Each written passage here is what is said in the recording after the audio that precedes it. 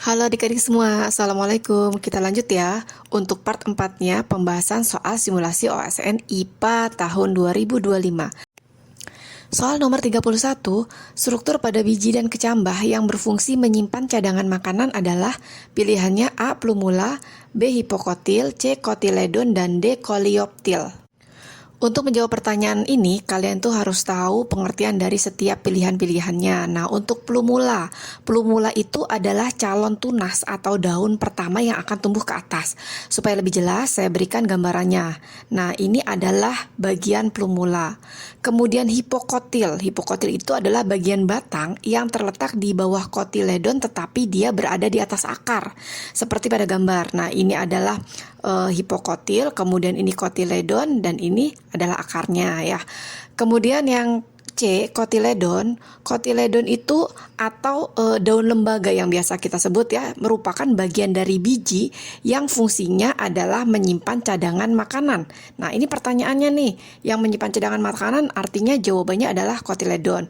Cadangan makanan ini penting loh untuk mendukung pertumbuhan embrio hingga tanaman muda dapat melakukan fotosintesis sendiri. Pada biji berkeping 1 atau kita sebut monokotil dan biji berkeping 2 atau kita sebut dikotil. Nah, jadi fungsi kotiledon itu sebagai penyimpan makanan yang sangat penting dalam proses perkecambahan. Kemudian yang koleoptil. Koleoptil itu adalah, tapi dia koleoptil ini hanya adanya di monokotil ya, hanya ada di tumbuhan monokotil yang fungsinya melindungi plumula saat menembus tanah. Jadi jawaban yang benar untuk nomor 31 adalah C, kotiledon. Soal nomor 32, perhatikan gambar berikut.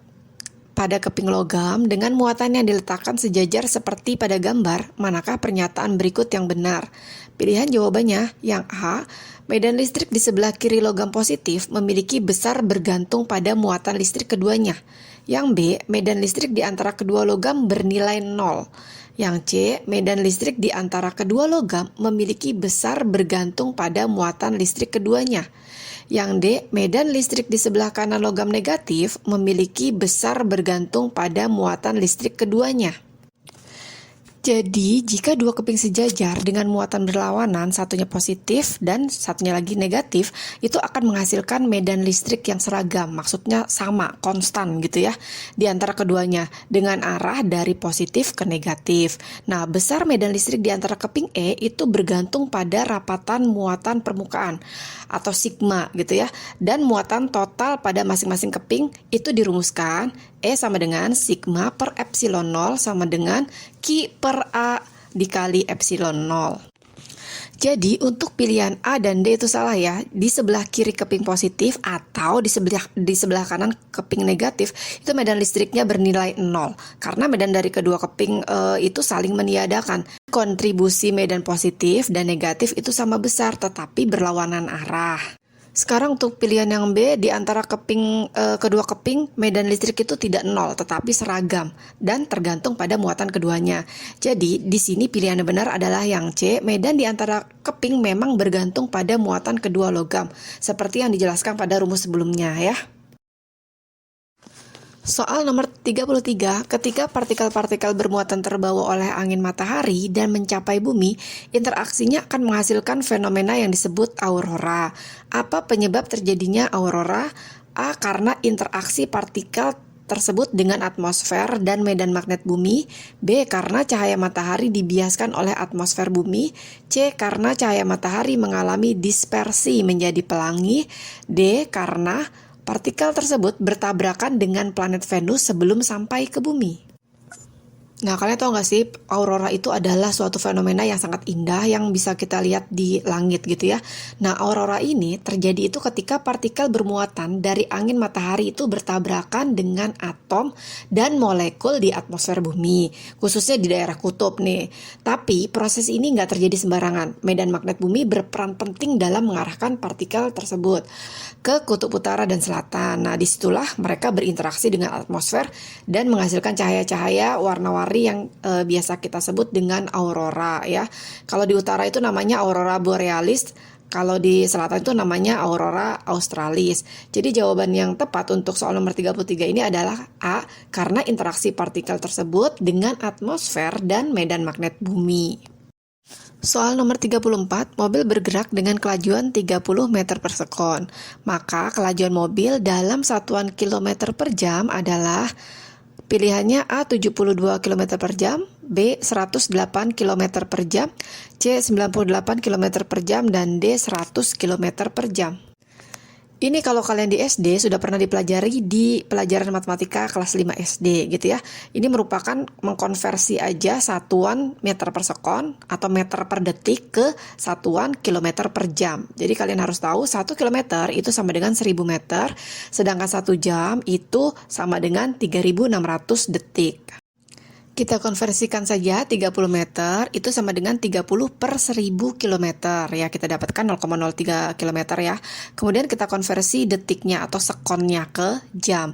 1 jam 3600 sekon, maka 1 sekonnya itu sama dengan 1 per 3600 jam. Kita gabungin aja ya konversinya ya. Jadi kelajuan dalam kilometer per jam itu adalah 0,03 kilometer per 1 per 3600 jam. Jadi kita dapatkan 0,03 dikali 3600 sama dengan 108 km per jam. Oke ya. Jadi jawaban yang benar adalah yang B, 108 km per jam. Soal nomor 35, mamalia berikut memiliki kantung sebagai tempat perkembangan keturunannya, kecuali A. walabi, B. tarsius, C. kuskus, dan D. koala.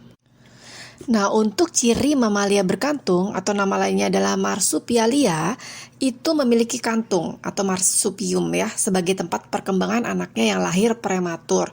Contohnya adalah walabi, kuskus, koala, dan lainnya gitu ya. Sedangkan tarsius itu bukan marsupial.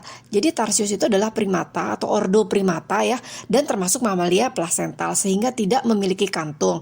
Anak tarsius itu berkembangnya sempurna di dalam rahim induknya dengan bantuan plasenta seperti halnya kucing juga ya. Jadi kesimpulannya untuk nomor ini jawabannya adalah tarsius ya. Jawabannya adalah B, tarsius. Dia adalah satu-satunya pilihan yang bukan hewan berkantung. Jadi dia itu adalah mamalia plasental. Soal nomor 36, teknik bioteknologi yang dapat diaplikasikan untuk meningkatkan kualitas susu dari sapi perah adalah A. vaksinasi, B. transgenik, C. inseminasi buatan, dan D. kultur jaringan. Sekarang kita bahas satu persatu dari vaksinasi. Nah, vaksinasi itu adalah tujuannya untuk mencegah penyakit, jadi bukan langsung ningkatin kualitas susu gitu ya. Kemudian yang transgenik. Nah, transgenik ini melibatkan rekayasa genetika. Misalnya, menyisipkan gen tertentu untuk menghasilkan sapi dengan produksi susu lebih banyak atau kandungan gizinya lebih tinggi. Nah, ini tekniknya berarti ya. Kemudian yang inseminasi buatan, itu memang bisa sih ningkatin populasi sapi unggul, tapi lebih ke produktivitasnya gitu ya, dan bukan teknik bioteknologi modern seperti transgenik. Sedangkan kultur jaringan itu biasanya dipakai untuk tanaman bukan hewan. Oke, jadi jawaban yang paling benar adalah transgenik. Karena teknik transgenik ini langsung ngubah sifat genetik si sapi itu buat hasilin susu yang lebih berkualitas. Jadi nomor 36 ini jawabannya adalah yang B. Soal nomor 37, soalnya adalah jika kita berada di kutub magnet bumi, kemanakah arah kompas yang kita tempatkan secara vertikal? Pilihan jawabannya A. utara, B. selatan, C. teknik tidak menentu, D. ke arah pusat bumi. Jadi kompas itu bekerjanya itu berdasarkan medan magnet bumi ya. Kutub magnet bumi itu beda dari kutub geografis. Di kutub magnet utara, ujung jarum kompas yang biasanya mengarah ke utara tuh ya, akan menunjuk ke bawah karena garis medan magnet di sana mengarah masuk ke bumi. Nah, jika kompas diposisikan secara vertikal seperti maksud soal, itu ujung utara jarumnya bakal mengarah ke bawah, yaitu menuju ke pusat bumi. Jadi jawaban yang benar untuk soal nomor 37 adalah yang D, ke arah pusat bumi ya. Soal nomor 38, dalam suatu rumah terdapat 5 lampu LED dengan daya 18 watt menyala selama 24 jam. Jika harga listrik adalah 1.500 per kWh, kWh itu kilowatt hour gitu ya, berapakah biaya yang dikeluarkan selama 1 minggu? Pilihan jawabannya A. 2.268, B. 22.680, C. 226.800, dan D.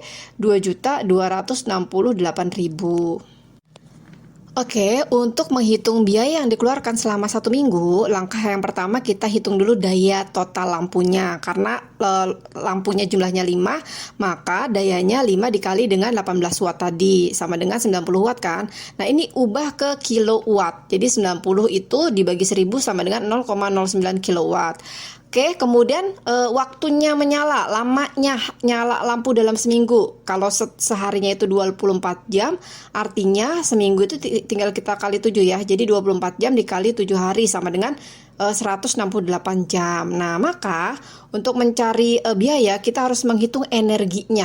Ingat ya, energi yang dipakai itu kan daya dikali dengan waktu atau P dikali dengan T. Dayanya 0,09 kilowatt dikali dengan 168 jam sama dengan 15,12 kWh atau kilowatt hour. Biaya listriknya tinggal dikaliin tuh. Kalau 1 kWh-nya itu 1.500, maka 15,12 kWh-nya itu tinggal dikali 1.500 sama dengan Rp22.680. Jadi jawaban untuk nomor 38 adalah yang B ya, Rp22.680. Soal nomor 39, soalnya adalah urutan takson dalam sistem klasifikasi yang benar dari takson yang memiliki banyak persamaan sampai takson yang sedikit memiliki persamaan adalah pilihan jawabannya A. Spesies, genus, ordo, familia, kelas, B. Spesies, genus, familia, ordo, kelas, C. Kelas, familia, ordo, genus, spesies, dan D. Kelas, ordo, familia, genus, dan spesies. Jadi urutan takson dalam sistem klasifikasi biologi yang benar dari yang paling banyak memiliki persamaan atau dari yang spesifik gitu ya ke yang paling sedikit memiliki persamaan atau umum gitu adalah yang pertama itu tingkatan yang paling spesifik atau anggotanya sangat mirip atau dapat kawin dengan dan menghasilkan keturunan itu adalah yang pertama spesies. Jadi jawaban C dan D udah pasti salah ya. Kemudian setelah itu genus. Nah genus itu beberapa spesies yang mirip digabungkan. Setelah itu familia. Familia itu terdiri dari beberapa genus yang mirip. Kemudian ordo. Kemudian kelas ya, kelas itu terdiri dari beberapa ordo. Kemudian filum atau divisi gitu ya, tergantung dia tumbuhan atau hewan. Kemudian kingdom. Nah kingdom ini kalau hewan itu berarti kingdomnya animalia, kalau tumbuhan berarti plantae gitu ya. Kemudian domain itu tingkat yang paling umum gitu ya. Artinya untuk soal nomor 39, jawaban yang benar adalah spesies, genus, familia, ordo, dan kelas. Jawabannya adalah yang B. Soal nomor 40, perhatikan tabel berikut.